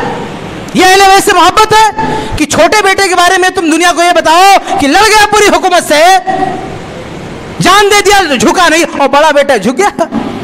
شرم نہیں آتی؟ بڑے بیٹا جھکا نہیں، بڑا بیٹا بہت پاورفل تھا، بڑا بیٹا لڑتا تو معاویہ شکست دے دیتا معاویہ کو، لیکن بڑے بیٹے نے سوچا کہ ہم حکومت تو حاصل کر لیں گے، معاویہ کو تو ہرا دیں گے، لیکن اس کارروائی میں کتنا خون بہے گا وہ ہمیں منظور نہیں ہے، چلو آپ ہی حکومت کرو لیکن خون تو بچے۔ اس طرح سے اہل بیت کو کون مانتا؟ ہم مانتے۔ تم حسن کو کہاں مانتے؟ بڑے بھائی کو کنارے کر کے رکھا اور بہت بڑے دعویٰ کرنے ہو کہ اہل بیت کو مانتے ہو۔ اور یہ انہی اہل بیت کی بات ہو رہی جن کو یہ لسٹ میں رکھتے ہیں پھر بھی اس کو سائڈ کر دیتے ہیں۔ اچھا، جن کا ذکر کرتے بھی ہیں جیسے حسین رضی اللہ تعالیٰ عنہ کا، تو ان کا کتنا ذکر کریں گے؟ ان کی پوری 60 سالہ زندگی ہے، زندگی کے آخری 5 منٹ ان کو پتا ہے، بس باقی کچھ نہیں پتا۔ حسین رضی اللہ عنہ کی پیدائش سے لے کر وفات تک جو 60 سالہ زندگی ہے کچھ نہیں جانتے، پوچھ کے دیکھ لو۔ حسین کے نام پہ صرف اتنا جانتے ہیں کربلا میں جو کچھ ہوا وہ بھی اوٹ پٹانگ باتیں، جھوٹی باتیں، باقی اہل بیت کے بارے میں کچھ نہیں۔ علی رضی اللہ کے بارے میں کیا جانتے؟ کچھ نہیں جانتے، یہ صرف جمل اور صفین کے نام پہ کچھ باتیں جانتے، باقی ان کو کچھ نہیں پتا۔ ابھی قرآن نے کہا نا کہ یہ صحابہ کفار پر سخت ہیں، آپس میں رحم دل ہیں۔ یہ اہل بیت نے جو کفار کے خلاف لڑائی لڑی اس کا کبھی ذکر نہیں کرتے۔ اسلام کی سب سے پہلی جنگ کون ہے معلوم ہے؟ کون ہے؟ سب سے پہلی جنگ جنگ بدر ہے۔ جنگ بدر میں سب سے پہلے آگے بڑھنے لڑنے کے لیے، کافروں سے لڑنے کے لیے سب سے پہلے آگے 3 لوگ اللہ کے نبی نے بڑھائے تھے، وہ کون تھے؟ ہاں، اللہ کے نبی صلی اللہ علیہ وسلم نے جن لوگوں کو آگے بڑھایا تھا جنگ بدر میں لڑنے کے لیے وہ تینوں کون تھے؟ کسی کو پتا ہے تینوں کون تھے؟ اللہ کے نبی صلی اللہ علیہ وسلم نے جنگ بدر میں جن لوگوں کو سب سے آگے بڑھایا تھا قتال کرنے کے لیے، پہلے جن لوگوں کو بڑھایا تھا انصار میں سے تھے، لیکن کفار نے کیا کہا کہ نہیں، ان کو نہیں، ہم ان سے نہیں لڑیں گے، ہمارے سامنے ان کو لاؤ جو ہمارے مرتبے کے ہیں، ہمارے برابر کے ہیں۔ تو یہ سننے کے بعد اللہ کے نبی صلی اللہ علیہ وسلم نے اس کے بعد جن لوگوں کو آگے بڑھایا وہ تینوں کون تھے؟ وہ تینوں اہل بیت میں سے تھے۔ ایک کون ہے؟ علی، دوسرے کون ہیں؟ حمزہ، اور تیسرے کون ہیں؟ عبیدہ بن حارث، تینوں اہل بیت میں سے۔ یہ کبھی یہ لوگ ذکر کرتے کہ اہل بیت نے کافروں کے سامنے ڈٹ کے مقابلہ کیا؟ نہیں۔ علی کا نام آئے گا تو جنگ جمل، جنگ صفین میں، بدر کے حوالے سے علی کا نام نہیں لیں گے لوگ۔ ہاں، یہ اہل بیت کو ماننے والے ہیں کہ جن اہل بیت نے کفار کو شکست دی، اسلام کا جھنڈا بلند کیا، ان کا نام نہیں لیں گے۔ سید الشہداء کون ہے بتائیے؟ کوئی جانتا ہے کون ہے؟ یہ کس کو بولتے ہیں سید الشہداء؟ ان کی نظر میں سید الشہداء کون ہے؟ ہاں، اور ہمارے نبی نے کس کو کہا سید الشہداء؟ صحابہ نے کس کو کہا سید الشہداء؟ حمزہ کو۔ حمزہ کون ہے؟ اہل بیت میں سے نہیں ہے۔ صحابہ نے اللہ کے نبی کے دور میں، صحابہ کے دور میں سید الشہداء حمزہ ہے، اور صحابہ اور نبی کے جانے کے بعد تم نے یہ ٹائٹل دے دیا دوسرے اہل بیت کو۔ یہ حق تم کو، یہ تم اہل بیت کو مانتے ہو؟ شرم نہیں آتی؟ دعویٰ کرتے ہو اہل حدیث اہل بیت کو نہیں مانتے، تم نے دوسرے کا لقب چھین کے دوسرے کو دے دیا، گڑبڑی پیدا کر دیا، ترتیب الٹ دیا، اور کہتے ہو کہ تم اہل بیت کو مانتے ہو۔ ان کے بیان کے مطابق اسلام کی سب سے بڑی لڑائی اور سب سے پہلا جھنڈا حسین رضی اللہ تعالیٰ نے اٹھایا، معاذ اللہ۔ اسلامی تاریخ میں سب سے پہلے جھنڈا کس نے اٹھایا کفر کے خلاف؟ نام پتہ ہے کس نے اٹھایا؟ سب سے پہلے کس نے؟ یہ انہوں نے کبھی چلایا نہیں اسٹیج پہ بیٹھ کے، صرف علی اور حسین اور یہ سب کرتے رہے، کربلا، صفین، جمل، تو کیسے پتہ رہے گا؟ اسلامی تاریخ میں سب سے پہلے اہل کفر کے خلاف جس نے جھنڈا اٹھایا وہ حمزہ رضی اللہ تعالیٰ، وہ بھی اہل بیت میں سے۔ ان کا کچھ نہیں پتا ان کے بارے میں۔ حمزہ رضی اللہ تعالیٰ شہید ہو جاتے ہیں جنگ احد میں، اور یہ نالائق لوگ الزام لگا دیتے ہیں ہند پہ، امیر معاویہ کی والدہ پہ۔ انہوں نے جا کے ایک آدمی کو بھیج کے قتل کروایا، نعوذ باللہ، جبکہ صحیح بخاری میں روایت ہے کہ دوسرے لوگوں نے ان کو قتل کروایا۔ یہ صحیح بخاری میں۔ علی مرزا سے کسی نے پوچھا کہ یہ جو آپ نے کہا کہ ہند نے جا کے کلیجہ چبایا، اس کی دلیل کہاں ہے؟ تو کہتا ہے اگر یہ بات غلط ہوتی تو الرسالہ دمائست فلم میں کیوں آتی؟ آپ بتائیے، دن بھر ڈائلاگ دے گا کہ ہم علمی ہیں، اور دلیل دینا ہو تو فلمی بن گیا۔ ہاں، دلیل دینا ہوا تو فلمی، اور ڈائلاگ کیا ہے؟ علمی ہے۔ اور ہمیشہ جھوٹی باتیں بیان کرے گا، نام لے کے متفقن علیہ حدیث میں ہے بخاری مسلم کی۔ اب متفقن علیہ حدیث کیا کہہ رہی ہے؟ بخاری کی حدیث کیا کہہ رہی ہے کہ حمزہ کو قتل کرنے والا کوئی اور ہے، اور تو اس کو بھیج رہا ہے کسی اور کو۔ وحشی کون ہے؟ وحشی کو کیا بنو امیہ نے بھیجا تھا؟ نہیں، انہوں نے نہیں بھیجا تھا، یہ جھوٹ ہے۔ صحیح بخاری میں دوسرے لوگوں نے بھیجا تھا۔ اور اللہ کے نبی صلی اللہ علیہ وسلم نے فرمایا تھا کہ وحشی مسلمان ہو گیا تو کہا میرا اپنا چہرہ مت دکھانا مجھے۔ اللہ کے نبی اہل بیت میں جس کی شہادت پہ سب سے زیادہ غمگین ہوئے اور قتل کرنے والا مسلمان ہو گیا، پھر بھی اللہ کے نبی نے کہا کہ چہرہ میرے طرف مت دکھانا۔ کیوں؟ قاتل سے نفرت نہیں تھی، اس نے تو توبہ کر لیا، ہمارے چچا کا غم نہ تازہ ہو جائے، اس لیے کہا میرے سامنے مت آنا۔ اس شہید کی کوئی اہمیت نہیں ان کی نظر میں، ان کا کوئی مقام و مرتبہ ان کی نظر میں نہیں۔ یہ کہتے ہیں ہم اہل بیت کو ماننے والے ہیں۔ جو شیر خدا ہیں، سید الشہداء ہیں، اسد اللہ ہے، اتنا بڑا لقب، اتنی بڑی خدمات، ان کا کبھی تذکرہ نہیں کرتے، اہل بیت کو یہ مانتے۔ تو سچ یہ ہے میرے بھائیوں کہ جتنا اہل البیت کو اہل الحدیث مانتے، یہ کچھ نہیں مانتے، یہ اہل بیت کے نام پہ صرف لڑائی جھگڑے کی بات کرتے ہیں۔ ان کا کہنا یہ ہے کہ جو اہل بیت لڑائی جھگڑے میں شامل ہوئے اس کو مانو، اور اس کے تعلق سے جو جھوٹی خرافات بکواس ان کو مانو، اس کو یہ اہل بیت کو ماننا بولتے ہیں۔ اہل بیت کو ماننا ہے حمزہ کو مانو، علی رضی اللہ کو مانو، اور اسی طرح سے عبیدہ رضی اللہ کو مانو، اور جو دوسرے اہل بیت جنہوں نے کفار کے خلاف لڑائی کی ان کی بات کرو۔ انہوں نے اپنی زندگی میں جو تعلیمات دی، حسن رضی اللہ تعالیٰ عنہ سب سے بڑے ہیں علی اور فاطمہ کے بیٹوں میں، انہوں نے کیا تعلیمات دی اپنی زندگی بھر، وہ ان کی زندگی جو ہے عثمان بن عفان کی زندگی سے بہت زیادہ ملتی جلتی ہے۔ خلاصہ یہ کہ انہوں نے اپنی پوری زندگی میں کسی کا خون نہیں بہنے دیا۔ یہ جو اہل بیت کی تعلیم ہے، یہ جو درس ہے، جو سبق ہے، اسے مانو۔ اہل بیت نے لڑائی جھگڑا نہیں سکھایا، اہل بیت نے جو سب سے بڑا کام کیا، اہل بیت نے آپس میں لڑنا نہیں سکھایا، اہل بیت نے کفار کے خلاف لڑائی کی ہے وہ سکھایا ہے، اہل بیت نے آپس میں محبت سکھائی ہے۔ علی رضی اللہ عنہ نے جو کچھ کیا بعد میں انہوں نے اس پر پچھتاوا ہوا ان کو، لیکن جب خوارج کو مارا تو پچھتاوا نہیں ہوا، اللہ کا سجدہ کیا، شکر ادا کیا۔ جنگ بدر میں جب شرکت کی وہاں کافروں کو مارا تو علی کہتے تھے قرآن میں جو حاضان خصمان آیت نازل ہوئی ہمارے بارے میں نازل ہوئی، کیونکہ ہم نے سب سے پہلے پیٹا کفار کو۔ علی اس کو فخر سے بیان کر رہے ہیں، خوارج کے خلاف قتال کو فخر سے بیان کر رہے ہیں، لیکن جب آپس کی لڑائی ہوئی تو اس پہ رو رہے ہیں، اور تم اسی کو لے کے بیٹھے ہوئے ہو اور کہتے ہو یہ اہل بیت کو ماننا ہے؟ نہیں، اہل بیت کے جو اصل کارنامے ہیں ان کو مانو۔ یہ فرق ہے اہل الحدیث اور یہ اہل تشیع میں، کہ اہل الحدیث حقیقی معنوں میں اہل بیت کو مانتے ہیں، اہل بیت کی پوری زندگی پڑھتے ہیں، اہل بیت کی پوری زندگی کا درس لیتے ہیں، اور یہ لوگ اہل بیت کے نام سے چند لوگوں کا نام لیتے ہیں، اور وہ بھی ان کی زندگی کا صرف وہ حصہ جو لڑائی سے جڑا ہوا ہے، باقی ان کی زندگی کے بارے میں یہ کچھ نہیں جانتے۔ تو بہرحال یہ چند باتیں تھیں صحابہ کرام کے حوالے سے، اور صحابہ کرام کا نام لے کر جو فتنے فساد کیے جاتے تھے اس کے حوالے سے۔ اب وقت نہیں ہے کہ اور بات آگے لے جایا جائے۔ اللہ سے دعا ہے اللہ تعالی ہم سب کو توفیق دے کہ صحابہ کرام کے بارے میں ہم وہ عقیدہ رکھیں جو اللہ نے دیا ہے، جو رسول نے دیا ہے۔ صحابہ کرام ایسی ہستیاں نہیں ہیں کہ ہم اپنے من سے کوئی تبصرہ کریں یا کوئی تحقیق پیش کریں، بلکہ ہماری ذمہ داری ہے کہ صحابہ کے تعلق سے جو اللہ اس کے رسول نے بتایا ہم اس پر ایمان لائیں۔ یہی صحابہ، تابعین اور اہل سنت کا منہج ہے، ہمیں اسی پر رہنا چاہیے۔ اللہ تعالی ہمیں اسی پر زندہ رکھ، اسی پر موت دے، آمین یا رب العالمین۔